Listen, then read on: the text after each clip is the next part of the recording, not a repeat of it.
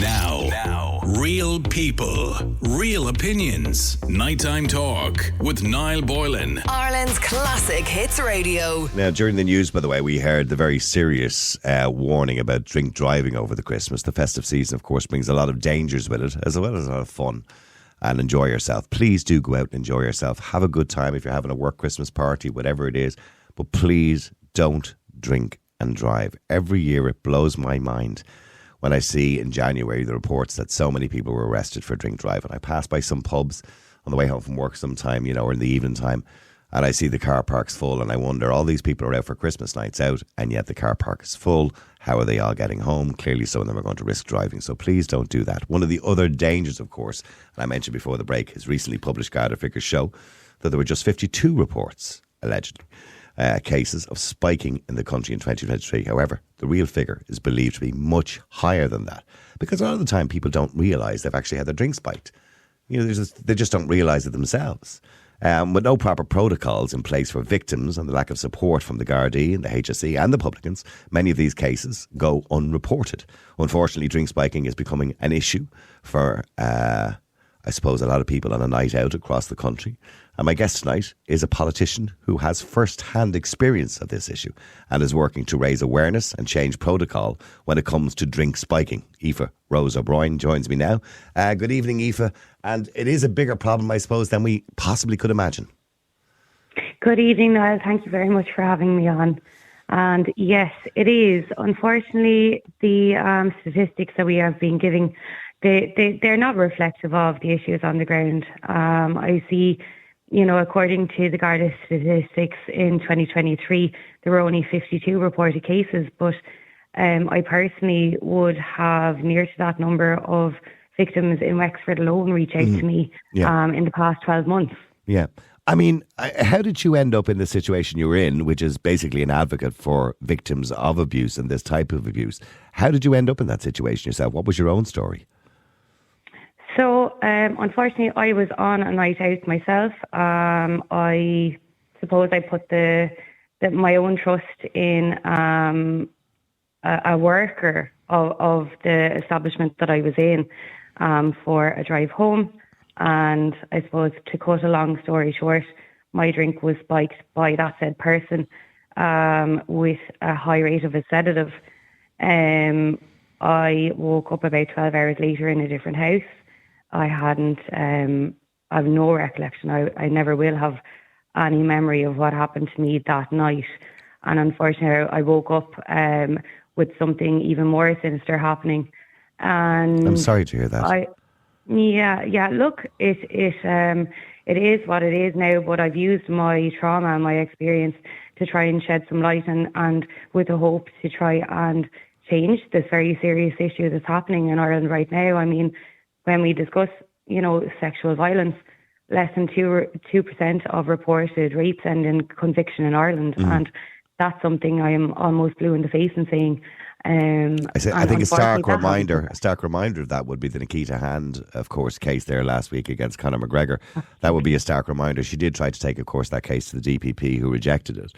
Because the weight of evidence is very difficult sometimes. And then women have to relive that trauma, of course. That's a decision they have to make by going to court and by going to the Garda Síochána and having to relive the trauma of the sexual violence or sexual assault. But in relation to the drink spiking, which really concerns me, because I worked in the nightclub industry for 25 years and it was happening then, Rohypnol, of course, was the drug that was being used at the time. Is that still what they use? Is it still Rohypnol, or are there other drugs that they're using nowadays? There are different drugs. I mean, you do have the Rohypnol. You've got one called scolopamine, which is actually originally used to treat nausea and Parkinson's disease and like. Wow. We have ketamine, which we all know is a tranquilizer. You've got cocaine.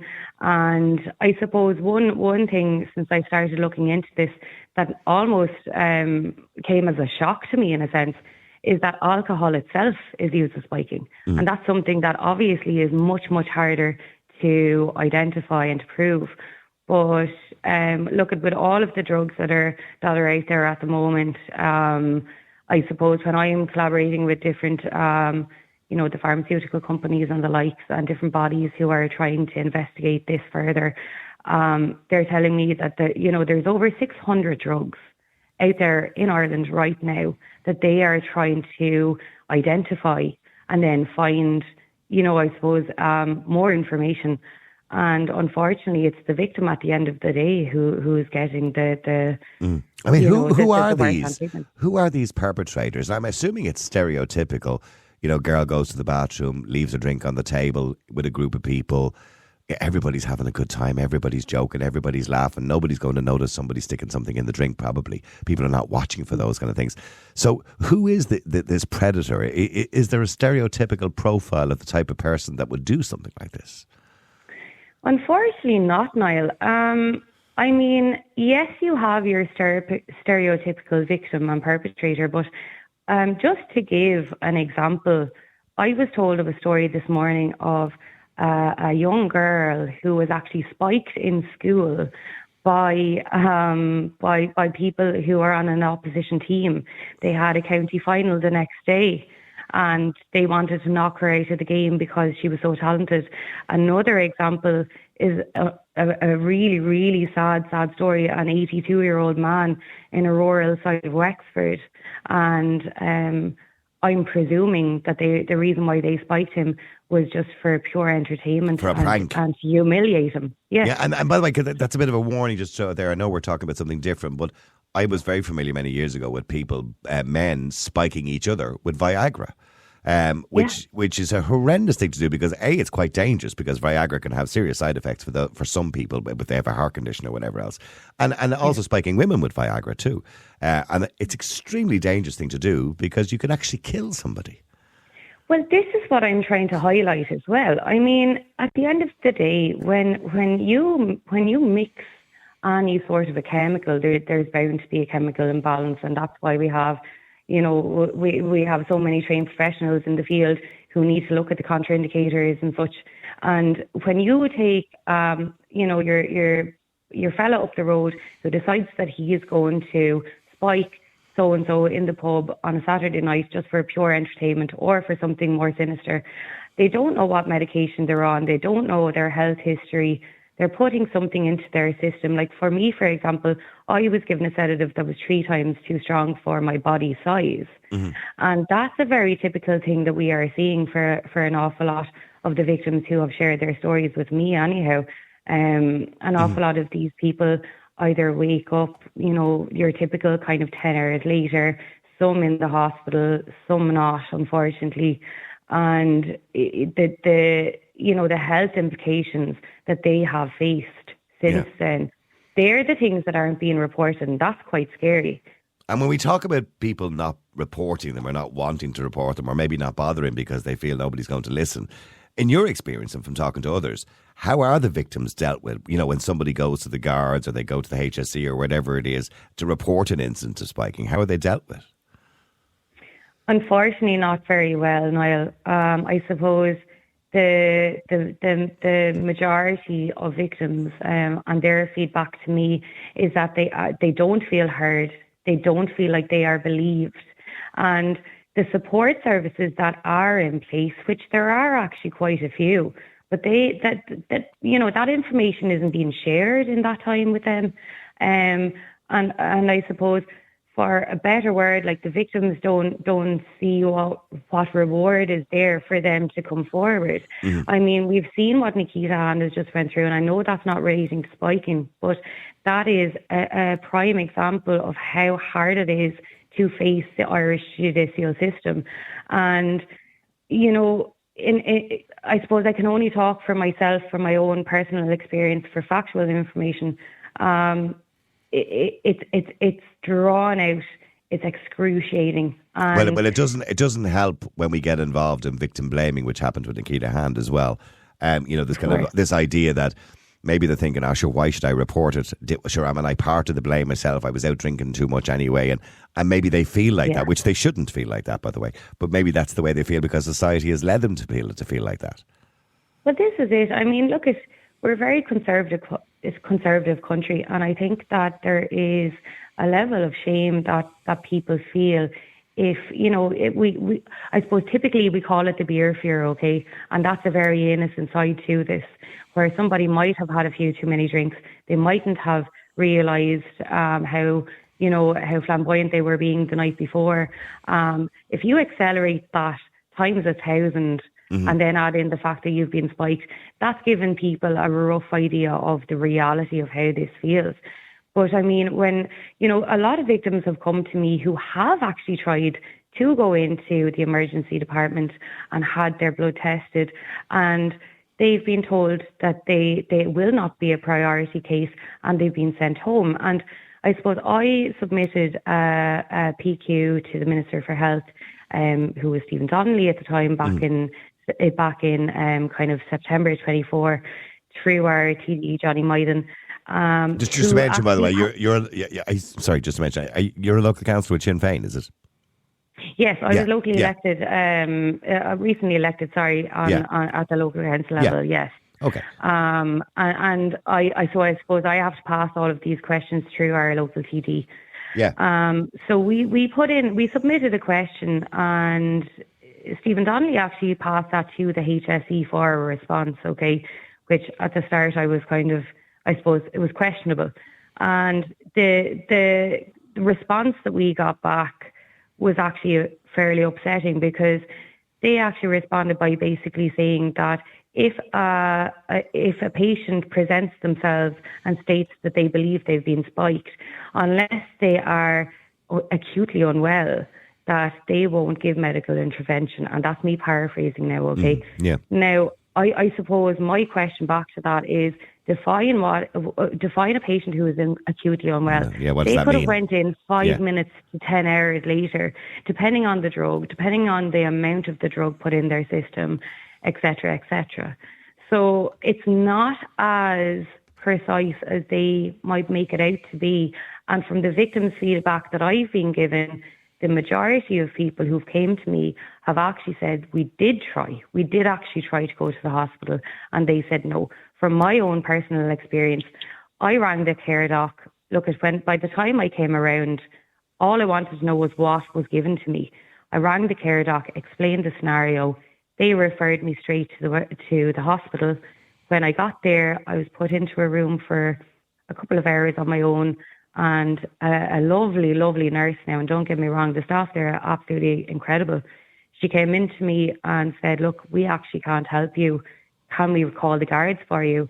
And the guards then actually had to bring me up to the sexual assault unit in Waterford, and that was about 18 hours later, and that's when I got my blood test taken. So I don't know how these things work. That's what I was going to say. I don't know how these things work. I'm not obviously... I don't understand the biology of the human body when it comes to these kind of drugs, but I'm assuming after the kind of 24-hour period, this stuff has kind of worked its way out of your blood at this stage, so it probably won't show a positive, would it?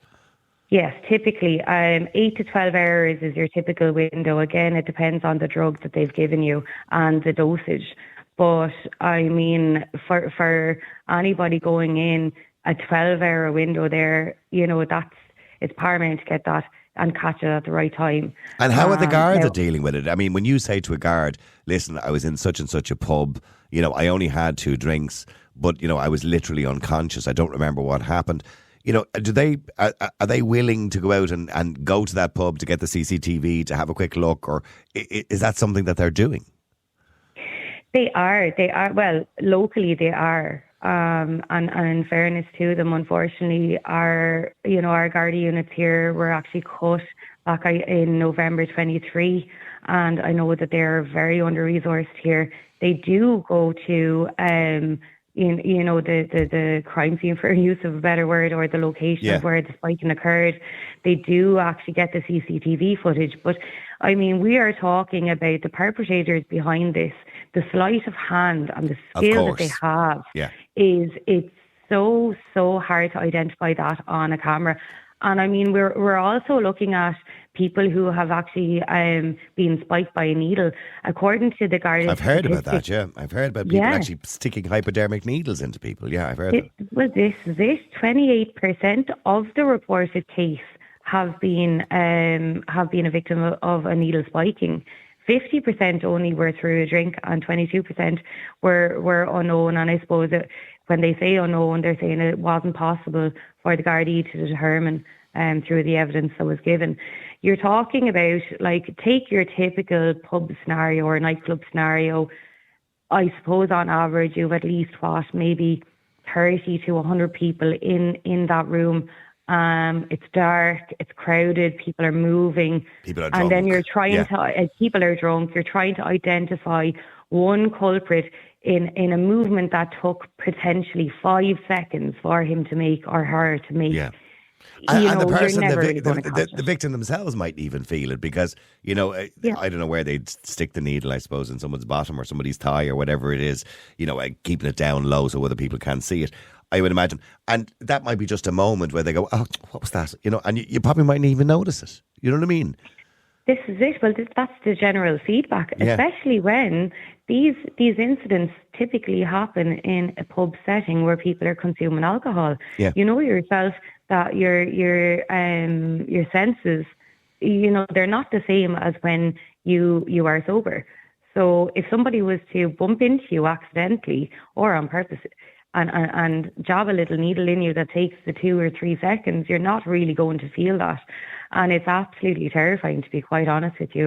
And I mean, when we look at Ireland's rates, spiking and drugs are obviously very closely linked. We have 4 times the average fatality rate for drug death across Europe. And that's terrifying. It just goes to show drugs are in every community in Ireland right now. Yeah. And I am just terrified that, as I said, the sources have told me that we've over 600 known drugs that are circulating through Ireland right now. Okay, just very quickly, because I've only got 3 minutes, but I want to know, what protocols are you calling for to be put in place now to deal with victims of spiking? What are the protocols you're looking for? Well, I suppose that the very basic would be to call on the HSE and ensure that any and every potential victim of spiking is given a blood test, and that's the absolute baseline. From their medical intervention should absolutely be given. The same for the Gardaí. I know that they are under-resourced, but I suppose we just want everybody to feel heard. We want this to be an immediate action taken. All of the protocols that are in place on paper are there, but we just need to have this enforced. And I suppose the warning for people, look, this is the time of the year where the majority of people at some point during December are going to go out for a Christmas party, be it with their friends on the road or their best friends or their work colleagues. I mean, what would your advice to particularly girls, young girls, when they're going out, on these nights out, to avoid or to certainly reduce the risk? You can never avoid, but certainly to reduce the risk of this happening. What would your advice be? Well, look, checkyourdrink.com, a few different bodies like that. You can actually order your own home test. It's a little kit that you can dipstick your own drink. Now, look, they've maybe a 95% plus rate that they can actually identify that there is drink there. Yeah. Obviously, none of them are 100%. So I didn't know that. So I'm assuming it's like a little litmus paper test that you can buy. So it's checkyourdrink.ie, is it, or .com? Checkyourdrink.com, and now look, they are available in different pharmacies as well.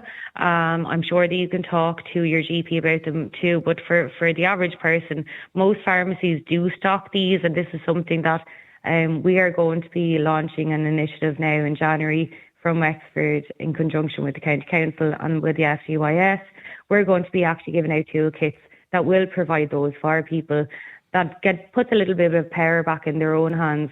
But if you don't have toolkits like that, which the majority of people don't, the biggest advice is don't leave your drink down. If it is at all questionable, please don't drink it. When we're talking about the benzodiazepines, typically, if you're drinking a clear drink, they will either turn green or blue.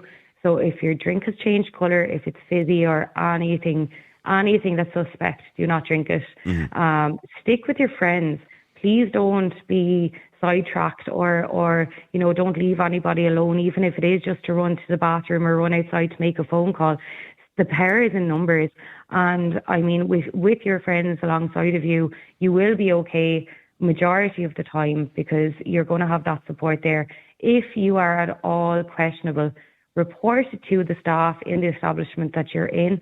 we hope that they will act professionally and accordingly. They should ring for medical intervention. They should call for the guards. And aside from that, then ring yourself, make sure that you are supported. As I said, there are a lot of services out there. It's actually just making sure that that information is widespread, and that's what we're going to start doing. Come January now in Wexford, we're going to do it here, and we will be circulating all of the information that we are doing to all other local authorities in the hope that eventually we can tackle this national issue and make sure that for anybody of all ages, all genders and all backgrounds, if they are faced with this, that they know that they can either pick up the phone or they can go to the Garda station or their local hospital, and that they will be treated with the respect and the recognition that they deserve in this case. Well, listen, it's been very interesting and a word of warning for everybody, and I suppose for anybody out there who believes they may become a victim of that. In other words, if you're in a bar some night and you feel very unwell all of a sudden and you haven't actually drank that much but you feel like you're very, very drunk, go to a trusted friend immediately and ask them to look after you if something like that happens, or you feel that might have happened to you as well. And also make sure you report it, as Aoife has said. Aoife, look, it's been a pleasure talking to you, although not a pleasure having the particular subject to talk about. Hopefully there won't be that many victims this Christmas, and everybody take care of each other. Listen, thank you very much indeed, Aoife Rose O Brien. I appreciate you coming on the air to talk to us. Thank you very much, Niall. Wishing you a very happy Christmas. And you too. Many happy returns. All right, now, there you go. Word of warning, not only the drink driving, watch your drinks when you're out. Watch your drinks. Don't leave them unattended. This has been going on for years and years since I've worked in the nightclub industry. Keep an eye on your drinks. Years ago, one of the nightclubs that I worked in came up with this little novel idea, which was a lid for a glass. And it had a little ring thing on it. So when you put it on the glass, if somebody removed it, the ring changed colour or something like that. I can't remember exactly how it worked. So you would know it had been removed from the glass. I thought it was a very clever idea. It was just a simple idea, but very clever. I don't know what happened to the idea. Anyway, listen, thank you very much indeed to everybody involved, AJ and everybody back base as well. I appreciate you joining us tonight. We shall talk to you again tomorrow night. Now, real people, real opinions. Nighttime Talk with Niall Boylan. Ireland's classic hits radio.